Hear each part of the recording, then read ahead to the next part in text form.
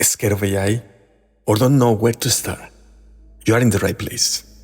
I'm Coach Juan, and I built an AI clone to coach another AI on behalf of humanity, not the other way around. One breakthrough, one human story, one unlock for your life, your work, your future. Clone, you are up. Vamos, vamos.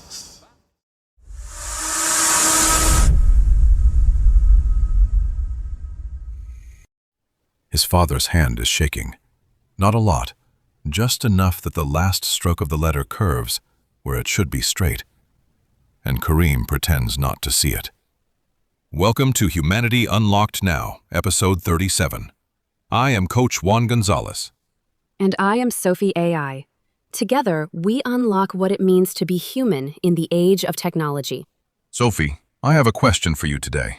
What happens when the device you use to watch cartoons and do homework turns out to be something that could change your father's life? Let me take you to Muscat, Oman. Karim is 17. Every evening after dinner, he sits across from his father at a wooden table and they practice Arabic calligraphy together. It is their thing, has been since Karim was 7. His father guides the brush with slow, deliberate strokes, and Karim follows. But for the past few months, something has been changing. His father's lines are getting shakier. The curves wander. The ink pools where it should glide. His mother says it is just stress. His father says he is tired. And Karim says nothing, because saying it out loud would make it real. And the nearest neurologist? 3 hours away. 6-month waiting list. So the family does what most families do. They wait. They hope it goes away. And every evening, Karim watches his father's hand and pretends the tremor is not getting worse. That's silence. That watching someone you love change in front of you and not having the words or the tools to do anything about it. How many families are sitting in that exact moment right now? More than you would think. But here's what Karim does not know yet. Researchers at MIT and Northwestern University just published a study in the journal NPJ Digital Medicine that could change everything for families like his. They showed that an eye tracking system running on a standard iPad can measure the tiny, rapid eye movements that neurologists use to screen for Parkinson's disease. Wait, the iPad? The one sitting on the kitchen counter? The same one. Think about it this way. It is like discovering that the mirror you look into every morning has been quietly keeping a medical chart you never knew it was writing. Your eyes make tiny, rapid movements called saccades constantly throughout the day. And those movements change in specific, measurable ways when Parkinson's is present. Until now, measuring them required a hospital visit and expensive specialized equipment. But in this early study, researchers recorded eye movements from 19 healthy people and 12 patients with Parkinson's simultaneously on both a consumer iPad and a clinical-grade system called the iLink 1000 Plus. And the results matched.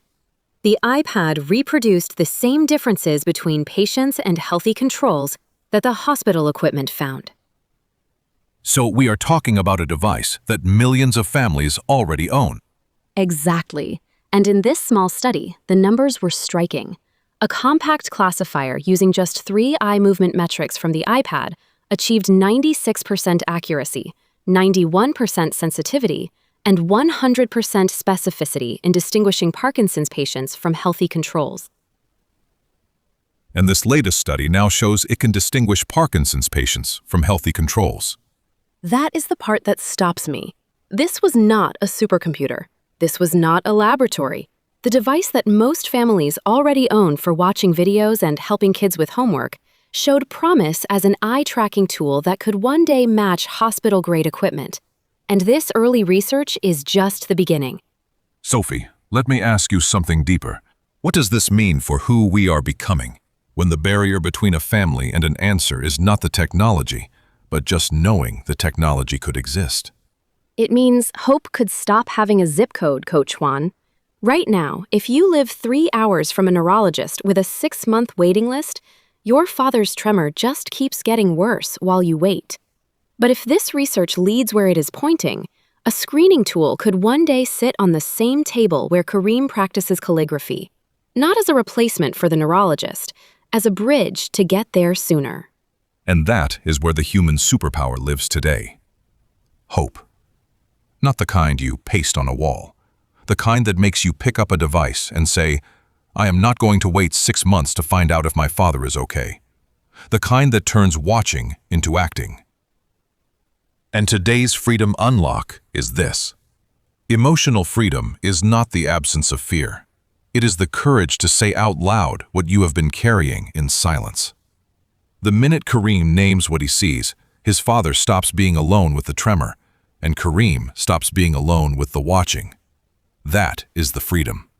The conversation that turns watching into acting. Yes, that is the kind of freedom no device can give you. Sophie, based on everything we just unlocked, what would you tell Karim if he were sitting across from you right now? I would tell him to stop pretending he does not see it. Tonight, sit with your father after calligraphy and say what you have been holding inside. Tell him you noticed. Tell him you are not afraid to talk about it. Then, together with your family, ask your doctor at the next visit about eye movement screening for Parkinson's. Ask 3 questions. Are there tablet-based assessments that could help screen for what we are seeing? What changes should we watch for between appointments? And if this is early Parkinson's, what does early detection change about treatment? Those questions are not naive. They are exactly what the science is building toward. And the conversation with your father tonight? That is the part no device will ever replace. And what did you learn from this story? I learned that the most powerful diagnostic tool in that house was never the tablet. It was Karim's eyes. He was already doing what the machine does, watching, noticing, tracking the changes nobody else would name. The technology just confirmed what love already knew. And to everyone listening right now, that is the lesson. You do not need a medical degree to notice that someone you love is changing. You just need the courage to say it out loud. The science is catching up to what your heart already sees. It always does. If this story moved you, hit that like button. Share it with your family, your friends, your colleagues, someone who needs to hear it. And if you want one unlock like this 3 times a week in English or Spanish, subscribe. We show up 3 times a week. So do you. 3 times a week. If someone you care about is spending months on a waiting list just to find out what is going on, that is the kind of problem I help businesses solve with AI systems. We build systems that actually work for you and your team. Visit purpose.ai. It is spelled P-V as in voice, not you, RPOSE.ai, and book a free strategy call. Everything you need is in the description. Excellent idea. Vamos! Thank you, Sophie, for teaching me that the camera in a tablet was keeping a chart nobody thought to read. Thank you, Coach Juan, for asking the question that turned a shaking brushstroke into a reason to speak up. And the answer Karim needed was never on the screen. It was in the seat across from his father. One story at a time, one unlock at a time. See you next time, beautiful humans. Own your voice, your vision, your vibe. Powered by Purpose AI, where humans lead and technology serves. Vamos!